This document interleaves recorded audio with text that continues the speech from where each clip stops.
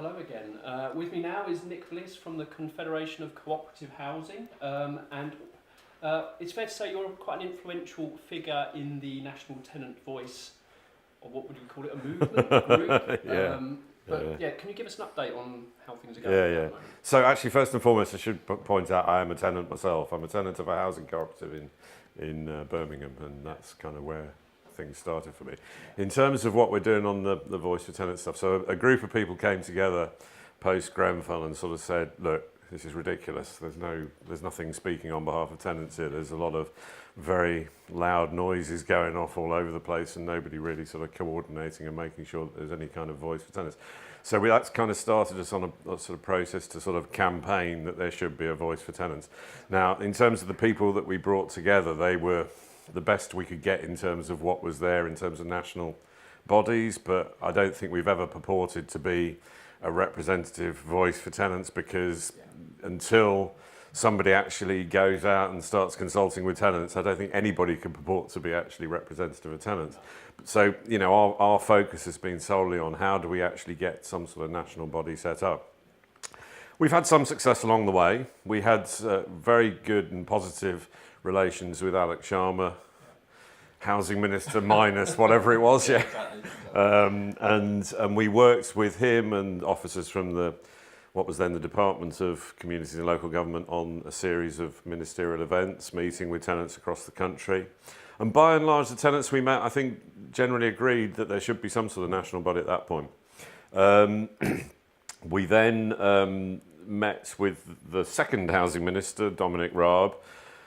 He was not so keen on the principle of having a national voice for tenants, but we did manage to get into the Social Housing Green Paper, as you know, the question about national representation, which has, you know, led to a lot of really interesting debates about the issue, and really important debates.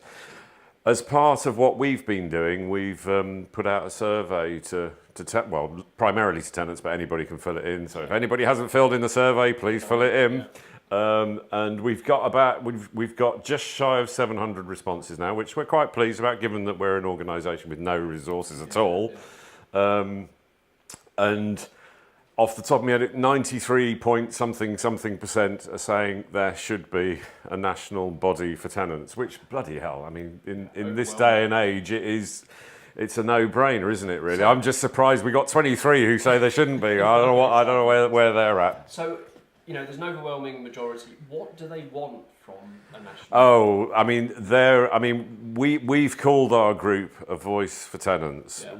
The mistake we made there is it should be voices for tenants, because actually the divergent spread of things being said in the survey, fantastic responses, people are saying a lot of really good stuff, you know, and there's lots of different views about it. You know, some people sort of talking about there needs to be a regional focus, some people talking about the need for actually sort of people to be able to feed in digitally, some people talking about the need for particular groups of people to be engaged with, you know, a whole range of different things. And actually, I think all of them are right, actually. I think what this needs to be, you know, and I think we're probably on course now that something will be set up. Yeah.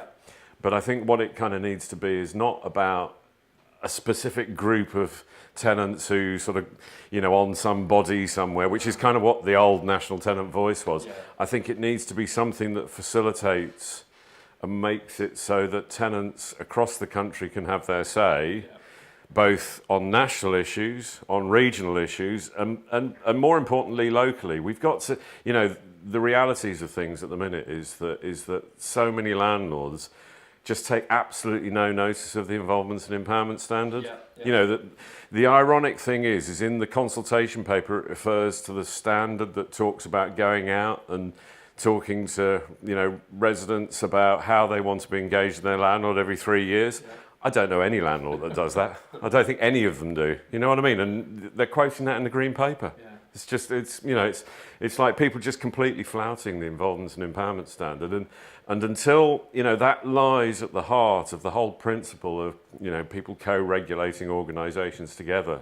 Because if you haven't got tenants empowered, then you've just got a bunch of landlords making the decisions, disempowered tenants. This is about power. You know, this is about tenants not having power in their lives, in their daily lives, in their homes, in their neighbourhoods, in their communities, and it's disgraceful. It's thoroughly and totally undemocratic that the tenants are disempowered and dispossessed in the way that they are. Sorry, you start me off. I just keep talking. All right. But Nick, you've obviously been around for a while, and you've probably seen, well, obviously the National Tenant Voice, things like this before.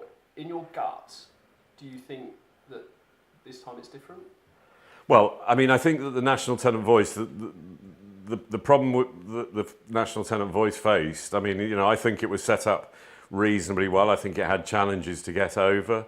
I think it would have gone on to do some really good things. It was shut down before it had the chance to do anything. But could that not happen this time? Well, it could do, but I think we have to work through a process, and I mean I don't think it's for us in our steering group, because we're not a representative voice for tenants. It's not for us to decide how this thing should be set up, but we're going to put together a series of options for how the thing could work. Yeah. And then we want to go out and consult with tenants on what people think is the right way to do it. So there's some big questions about where funding comes from. I mean, there's questions about whether it should be funded by government, whether it should be funded in some way through tenant levies being suggested. In the same way that things like the regulator is now funded, the ombudsman. And there could be other methods of funding. So to a certain extent, how the thing is funded will have some impact on how it will operate. You've got no idea at this stage how it's like to be funded? Well, certainly no decisions have been made. I personally have got some thoughts on, how it should go, but I don't think it's appropriate actually for me or anybody else involved in setting it up to actually say how we think it should be done at this stage, because actually we've got to go out and talk to tenants and get tenants' views on, what this thing, what is its remit. To me, myself personally, it's about, its fundamental remit needs to be about what is going to make it so that tenants across the country can have a say in their own landlords and about issues that affect them nationally and regionally. That's what I think it should be about. Now, how that is going to be done, there's a lot of different questions that need to be answered about that. Presumably on the back of the consultation exercise, November the 6th, we may have some news. Well, I think there will be certainly, there's information coming from our survey, there's information going to be coming from the government's Green Paper consultation, and we've agreed to sort of share notes, if you know what I mean. Yeah. But actually, I think that there needs to be much more than that in terms of engaging with tenants about this, because it's working at, a lot of tenants are saying sort of it needs to be democratic, it needs to be independent and things like that, which, I can understand certainly the principles in it, but it's about drilling down to what that actually means in practice, about how it works. Yeah. And I don't think the answer to those things is entirely clear. You know what I mean? If we're saying democratic, does that mean we have 8 million tenants going out and casting a ballot somewhere? And I mean, I'm not sure if it's as simple as that, and whether it would be even meaningful for tenants to do that. So there's some thinking about, to me, it's about how do we get as many tenants engaged with this as possible. And I think that's a long process, actually, to a certain extent. It's not, when I'm saying we go out and consult first off, I think to me that's the start of a process that needs to be built up to gradually bring in more and more tenants into the process. You know what I mean? And it's how we get more and more tenants to engage, and how that then leads to them being able to do and say things that is going to make a difference for tenants' lives, because that's ultimately what we need. Do you see the Green Paper and what's happening at the moment as an opportunity? Do you think there is? I mean, I think the Green Paper, my view on the Green Paper is that it raises a lot of really important issues that needed to be raised. Yeah.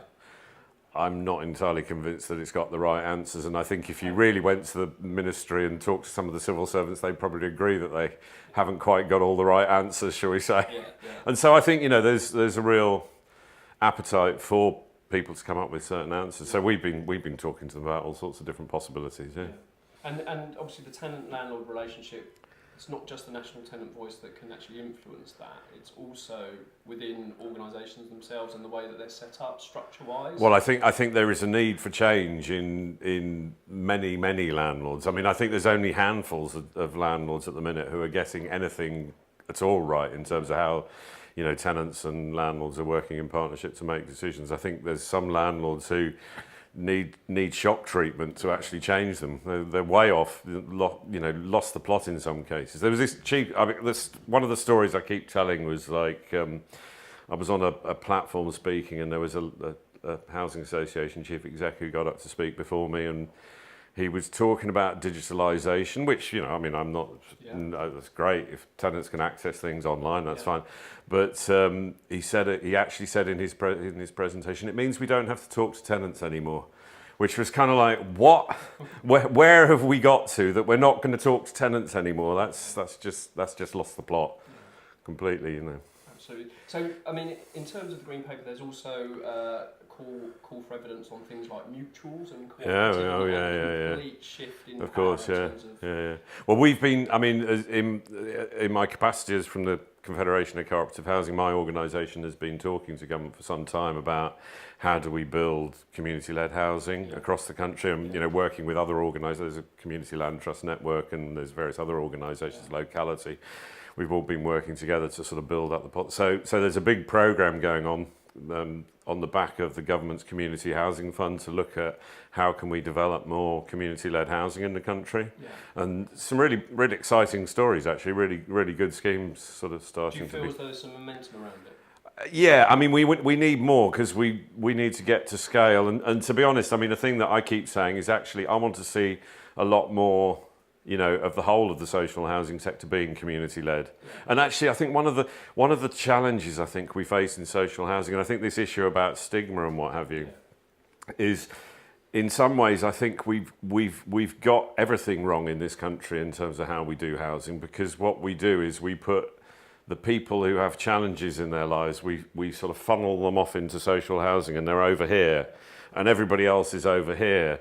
And actually, if you go to other countries in the world, so I was fortunate enough to go to Canada and Germany earlier in the year, and you go to some of their schemes, and these are schemes that are much more income mixing, and they're much stronger communities, and they're people, you know, it's not like you know what anybody else's incomes are, but they're just all together, all with a common cause. And to me, that's why we have the stigma around social housing, is because people perceive it as being, oh, if you live in social housing, you must be a failure.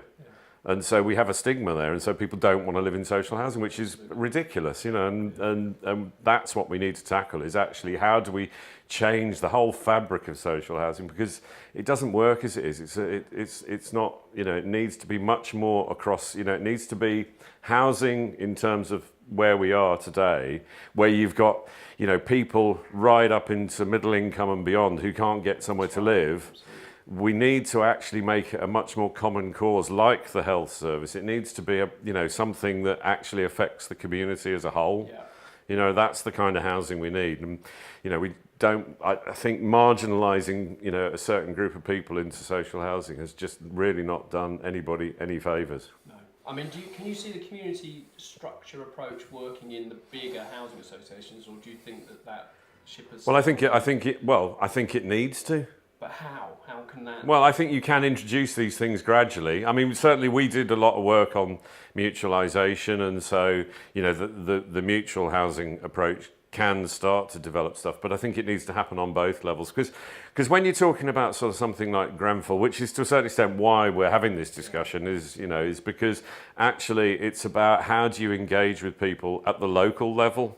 You know, it's how do you actually make it so that people in a block of flats or on an estate or in a, you know, group of houses or whatever, how can they raise their issues and have them properly listened to? That's what we're actually talking about here.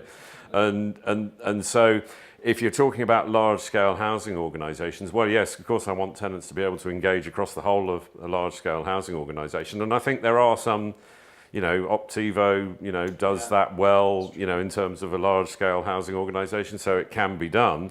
But even with those organisations, I don't know how much they're actually getting down to that real local level where most people are likely to want to engage at. You know, it's because at the bottom line of all of this is actually, you know, a tenant or a group of tenants have a problem with something that's not working in the way they want it to work.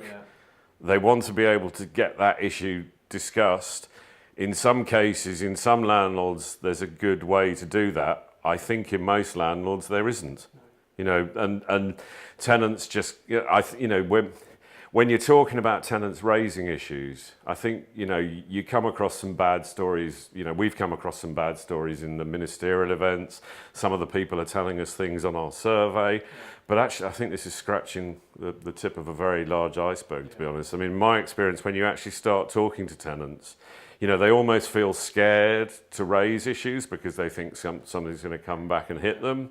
Or they just think, what the bloody hell's the point of raising an issue? Nothing's going to change. Nobody's going to listen to me. It's not going to change. So, but, I know from sort of talking to tenants in sort of workshops and stuff, as soon as you start to sort of drill down, you just get this torrent of stuff coming out. People saying X, Y, and Z issues have come up and we didn't have the opportunity to discuss them. Well, why? Why not? Yeah. So obviously this is to do with an overhaul of the complaint system as well. Do you think that's part of it? Well, I think it is, but actually, I mean, best practice exists in terms of handling complaints. It's just whether or not landlords have got the culture to deal with it. Yeah. Quite frankly, I mean, the discussion that was going on earlier on, a lot of people talking about culture, and it is about culture. I mean, it is about whether, and it's culture throughout the organisation. It's obviously the people in governance. It's certainly the chief execs and the senior directors and all those people, but then it goes right through the organisation. I mean, sometimes you get the top end of the organisation saying the right things, and then when you actually talk to the person who deals with the repairs service, bloody tenants, I can't be, they're just a problem, and it needs to be right, it needs to be fundamental to the business of running housing. And it should, it's just common sense, for crying out loud. I mean, in my experience of working with tenants, what tenants really want is actually just to be able to have a trusting and partnership relationship with the people that's on some sort of equal basis of some description, and just solve the problems that they want to, deal with and so on. Why is that so bloody hard to make happen? Exactly. But final word, hopeful for a positive outcome from all this? Oh, I think we're always got to be hopeful. I mean, I think there are some really good things happening at the minute. I mean, there's been peaks and troughs in all of this. I mean, I've been doing this for so bloody long now. It's like, but back in the days of the TSA, the Tenant Services Authority, there were some really good advances made at that time. And it's not about hitting landlords over the head with stuff, although I think there kind of needs to be some sort of beef up of what's going on with the regulations because they're not being complied with. Yeah. But I think, it's more about actually how do we talk, stimulate discussion between landlords and tenants to enable the culture to change. That's ultimately what needs to happen here, and we're quite a long way from that in many cases, unfortunately. Absolutely. Anyway. Hopefully we'll get there. Yeah. Thank you very much, Nick. All right. Yeah.